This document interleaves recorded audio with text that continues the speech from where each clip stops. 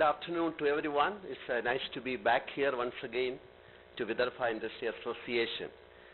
We had a memorandum of understanding signed between Vidarbha Industries Association and World Trade Center last year. And this is the second program we are organizing together. I am happy to be here once again to bring a delegation from the Global Economic Summit. We have 14 delegates here. It's a rare opportunity to bring them together. So, and I really congratulate Vidarbha Industry Association to take initiation to bring them here and to organize this program. Mr. Vikas Jain, Honorable Joint Director of Industries, was very helpful. Even on the phone, he told anything you need in this place, let me know. He's here with us. I am very happy that his active support brings us over here. And even High Commissioners are here. We have His Excellency Yogesh Karan, High Commissioner of Republic of Fiji, and also His Excellency Ernest Ramko, High Commissioner of Rwanda, is with us, and we are happy to welcome them also. And their presence will make us happy and honorable so that we can move forward. These delegates came to interact with you and offer their services to you in this Vidarbha region. As we know that the state of Maharashtra is more concentrating on Vidarbha industry, Vidarbha region, because of various aspects. Many of people in Maharashtra knows about the reasons behind that, but we need to really change the situation what is happening here. That's why, as a humble initiation, we thought of bringing this delegation over here. We have Mr. Luca Bernardi, Coordinator for India Slow Food Planet Project, WTC Milan. Can I please stand up so that others can see? He's a wine expert also, so it's something of thing you want to discuss with him, you can discuss with him. We have Mr. and Mrs. Pien Stefan Gastro from Sweden is with us. He's from Packbridge Industries. Anything related to the packing materials for the processed food industries, he is expert in that. You can discuss, and also the opportunity in Sweden. He will be happy to take up for agro products and other products. We have Mr. Ching Sin Lin from Taiwan. He is the director of the Taipei World Trade Center, and you can interact with him for any products and support from Taiwan. So I am sure he will be able to help you out. In fact, he has come to search for some good place or location for his, some of his Taiwanese company. Somebody interested, he will be happy to discuss with him. I think Joint Director will be happy to discuss with him about that. Even possibilities of exporting orange to Taiwan. I think he will be a mediator. We have two representatives from Bangladesh representing SAT Securities Limited. They are also dealing with agro products, Mr. Mohammed Abdullah and Mr. Arman Abdullah. Please stand up. Thanks.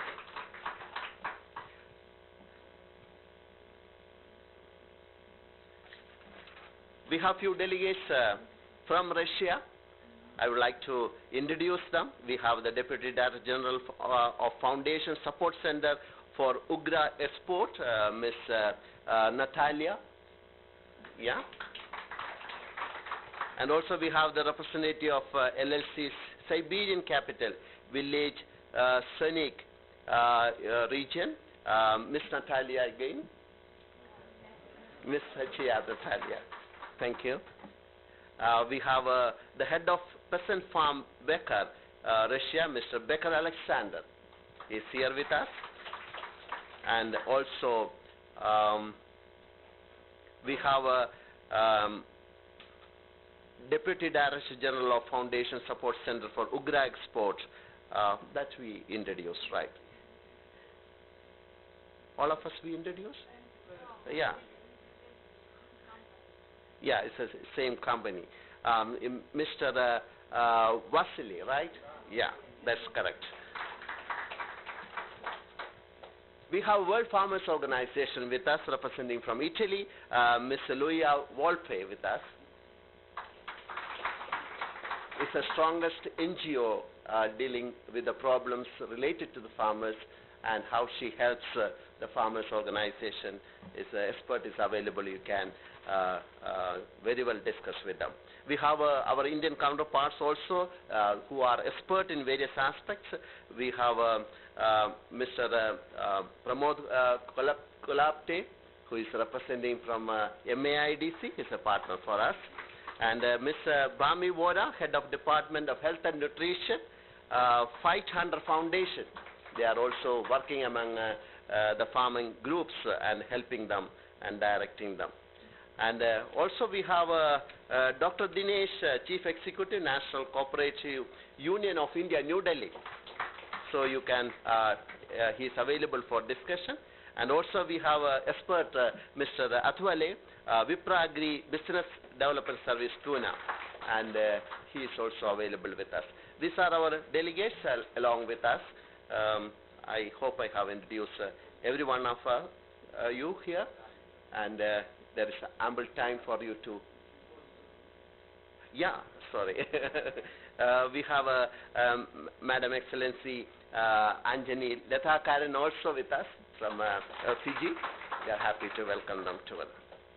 With these few words, I welcome you all and take the maximum utility of these delegates over here, even though we have a little time. I think during lunchtime you can interact much before we hear from the excellencies after my thing. Thank you so much.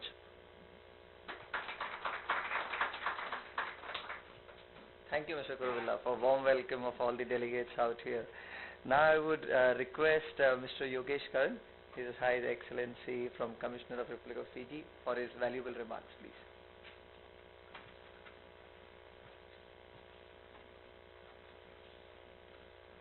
Good afternoon, everyone. In fact, I was not sure that we had to speak, but I managed to write down a few points.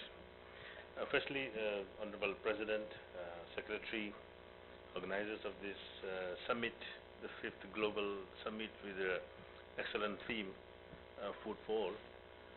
We are very pleased to be here, and I thank on behalf of my dear colleague, the High Commissioner of Rwanda, and the new friends, the delegates that we have just got to know each other. It's been a great experience. I think the last 2 days that we have been in Mumbai, and a lot of interactions have happened. This is very important, I think, in the point of international relations, formal and informal. Such forum provides great opportunity for us to interact with you in a very short time, and we were able to do so. India, a country with 30 states, is like 30 countries within India. It's United States of India, and a lot to learn from you in terms of the kind of things that you have done, research and development with your excellent economic growth heading towards 7.5%. I think it should be 8 very, very soon. The world, when you look at economic development, we are very focused on what India is doing, and we are closely monitoring, closely following India's innovation, India's techniques. And when I have people visiting from my part of the world, the Pacific, I always tell them, don't judge India by what you see on the road, but there is much more than what India is doing, and we're very proud. I thought to take a few minutes to just brief on Fiji, because if we don't, as heads of mission, then we don't get paid. A beautiful country in the South Pacific, where we come from. Tourism, as you know, is it's the main revenue earner for us, surpassing agriculture. So the weather place, we've got beautiful ocean, on one side beautiful sand, beaches and mountains. So this is where we come from. Your products, I did not know that until here, that the largest producer of oranges comes from here. So thank you for supplementing vitamin C for us in Delhi. Some of our products, I'd like to share, and you may be knowing or may not be knowing, our water. Fiji water is world's #1 brand. So the Hollywood films that you see, the bottled water that you see on the lead actors, including the President of the United States, is Fiji water. That comes from the place where I come from. And I bet you it is one of the best waters that you find in the world. Sugar, we have a lot of similarities between the two countries. You produce a huge amount of sugar. We produce not such volume as what you do, but the quality of sugar that we produce, it's one of the best in the world too. So I think as I had that years to come, you are focusing on branding, you're focusing on quality. Likewise, Fiji too, we produce small amounts, but we produce one of the best in the world. And our Fiji rum, for the last 8 years, has been world's #1 rum. So we just heard about wine here. Someone is expert in wine. We're expert in rum. I think I'll give chance in terms of time to my dear friend to speak on. This few thoughts that I had in mind, I thought to speak on and share with you. We look forward to much more interaction during the day that we have, and perhaps tomorrow, and see what we can collaborate with you and have exchanges in terms of trade and economic development. Thank you very much for inviting me to speak.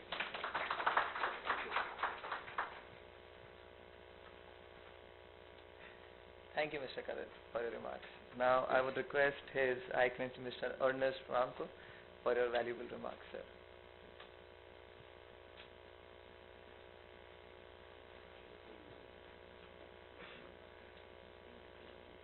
Thank you. Excellency and friend High Commissioner for Fiji and your wife, Mr. Tul Pandey, the leadership and management of World Trade Center, who wonderfully organized the Global Economic Summit, which we are happy to really benefited a lot from participating in Mumbai, especially Mr. Gatti, who is here with us, and Mr. Kaluvele, who has worked very hard to make our arrangements, excellent arrangements for our travel, for our comfort. We thank you very much.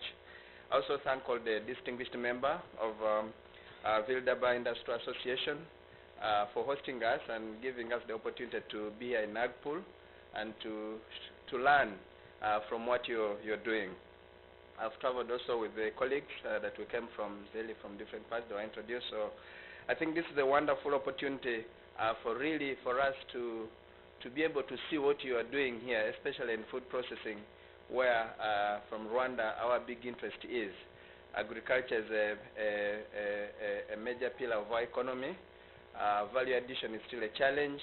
I think what you've done in Nagpur here is to develop some technologies in terms of food processing and value addition. I want to learn more from this cluster approach to developing industry. And I think Nagpur is known as a major area for food processing clusters in terms of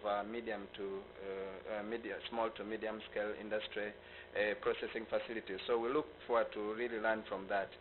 I think this comes at an interesting time. Just a couple of weeks ago, India was hosting the India-Africa Forum Summit. Many of the Africa heads of state, over 43 African heads of state and government were in Delhi, hosted by the Prime Minister, Right Honorable Modi. And I think the Prime Minister made some commitments towards Africa that I think we must benefit from, especially those who are in the private sector. He made a commitment of $10 billion US dollar worth of lines of credit, concessional lines of credit, towards Africa, and another $600 million US dollars worth of institutional development, capacity building, and grant component to Africa, and 50,000 scholarships. Now, this addresses the core issue. I think the concessional lines of credit address a major need for investment, and the investments are across different areas, including agriculture, infrastructure development. I think for people in Nagpur, especially those of you who have the technologies, there is a huge amount of resources that has been put well, let me not say huge, but a significant amount of resources that has been put at our disposal to be able to do a lot in terms of sharing the technologies that you've developed here, in terms of investment, in terms of increased trade. I think trade and investment was another area that was highlighted as part of the commitment. So I think part of the reason I'm here is to see and to get, I'm looking forward to get out into the factories, to see exactly what you are doing, to see what we can do together, and to bring more of our business community from Rwanda to India and to Nagpur specifically, so that we can have a meaningful partnership. I won't speak for a long time, but I just wanted to highlight that we really should seize the opportunity. I think India, a country that has been able to feed 1.2 billion people and still have surplus to send to other parts of the world, I think we really need to share a lot. We have needs, you have needs. It's a win-win situation. I think we are not here, nobody is from charity here. I think it has to be meaningful for everyone, and I think we need to really see how much we can optimize that. I want to thank you very much. I look forward to the afternoon and tomorrow to see some of the factories and the food processing facilities that are here. Thank you so much.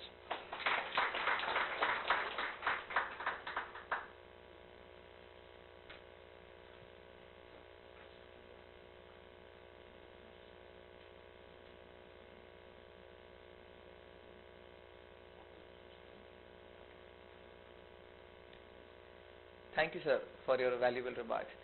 I would like to throw the house open, since we have so many different delegates from so many different fields. If you would like to know anything about the region, specifically about something, if you would like to share something about you which you are looking for opportunities with us in this region, please feel free. That will make the session much more valuable now in terms of... Yeah, please, sir. I have a question.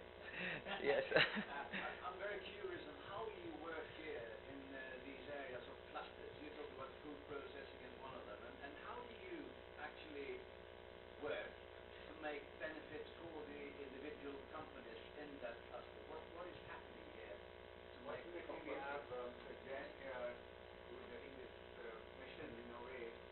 I'm requesting Jain please. Sir, okay. Yeah. Mike? Mike? Yeah, essentially, this is an agrarian area. So we have about three, four different clusters of products. One is the pulses, second is rice, third is cotton, fourth is oil seeds. So a very large number of industries are involved in this. My estimate is approximately there would be approximately 15 to 20,000 industries involved in this basic agriculture produce processing. What used to happen and what still happens is they are very much in the primary stage of processing, meaning the harvest is converted into a basic table kind of the basic kind of food item. There is no value addition to it. Number one. Number two, the packaging part was almost absent. It was all packaged in a very crude manner, and then it went into markets. You are not going to far off places from Nagpur, but I have one cluster which is focused on jaggery. I don't know if you know jaggery.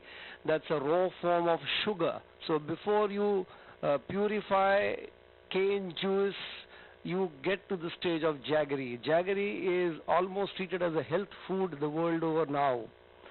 And the kind of jaggery that we produce in certain parts of this area was a revelation even to me when I visited it. So totally organic, I mean as organic as it can be, with not a touch of plastic anywhere, no machineries.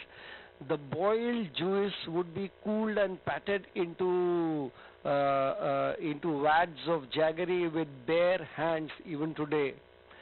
That jaggery used to fetch about 20 to 30 rupees a kilo or something negligible, less than 1/3 of a US dollar for a kilogram.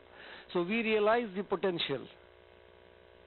And then now we have got traders coming all the way from Delhi trying to buy that, and now it's a competitive pricing. It's gone up 4 times. So this is a clusterization effort. Second effort that we've successfully done is we have an area called Vaigaon near Nagpur. The turmeric that grows there has got a curcumin percentage of more than 8.5%, which is approximately double that of any turmeric grown anywhere else in the world. And curcumin, as all of you know, is now a hot thing in terms of anti-cancer properties and antibiotic properties.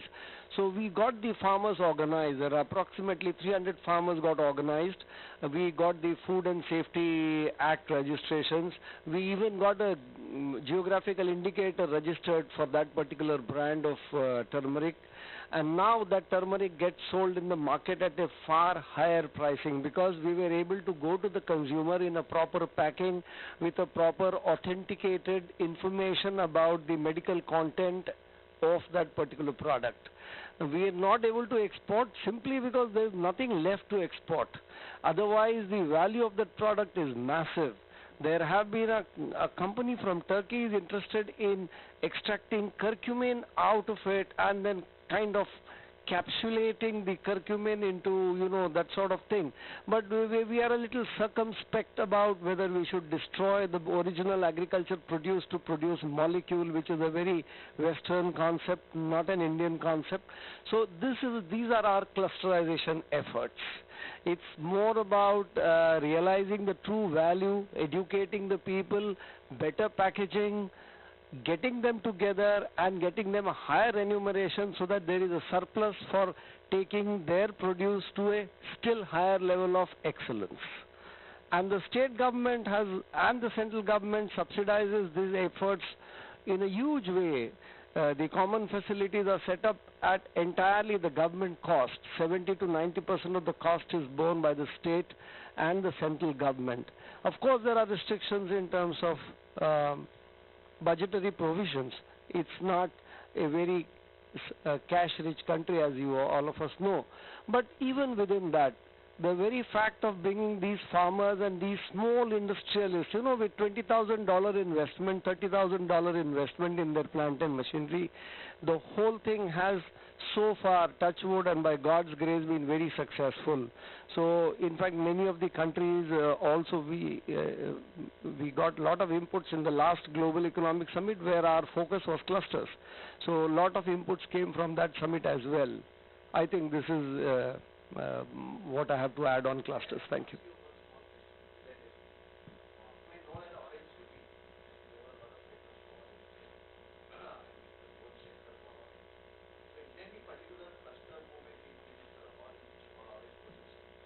The orange that we have got, as Mr. Khobragade had rightly stated, is a mandarin variety, and it is not conducive to processing. Its value realization is much higher as a table fruit. So the only effort that has happened in orange really has been to kind of grade it and wax it and then try and export it. So there are limitations to processing of Nagpur mandarin.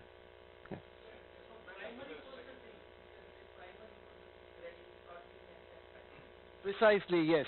Second following question to that one is, what kind of tools do you use to get these working? I mean, how do you actually attract the farmers to come into this interaction? How do you actually create this? Yeah, you hit the nail as it were, for a simple reason that the trust building exercise was in itself a Herculean exercise. You are from an NGO, so you know the whole thing is resting not on the investment by the government, but it rests on the trust building. Because number one, there is an agrarian crisis in this region. It is well known the world over. So getting farmers to come out and think and even invest $100 itself was a challenge. But not that they didn't have that money, but there was a huge deficit of trust with the government, the markets and the farmers.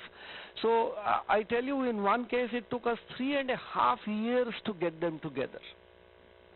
But then once, it's like the proverbial juggernaut. So once it moved, then it took its own momentum.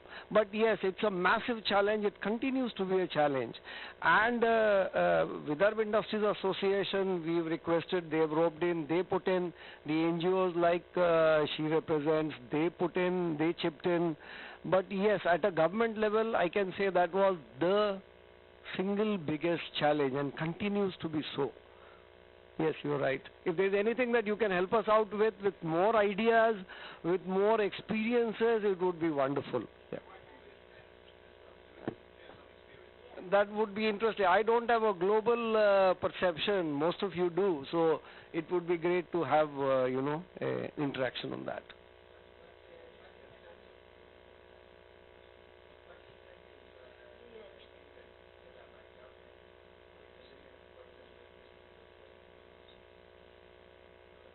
There are a lot of schemes being offered by Government of India,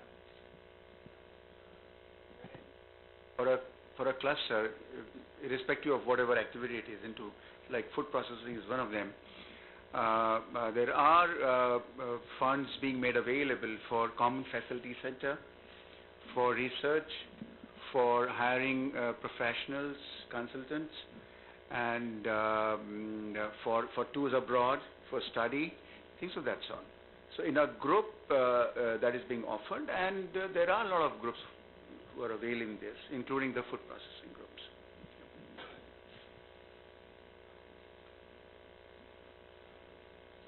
Anything else anybody likes to know? Yeah, please.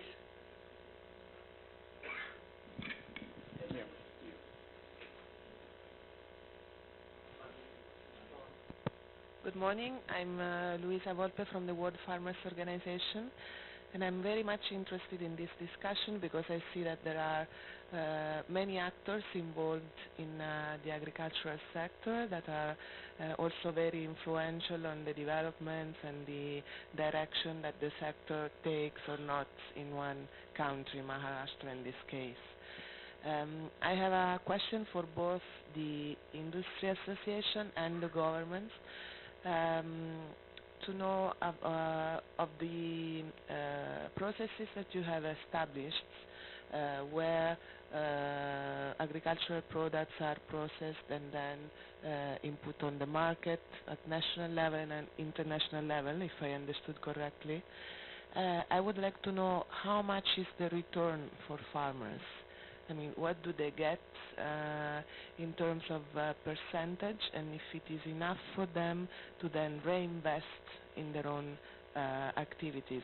Because farmers are economic actors as well, as I think all of us here. And so I was wondering whether there is any margin for them to develop their own capacity in this sense. If broadly I may try to answer you,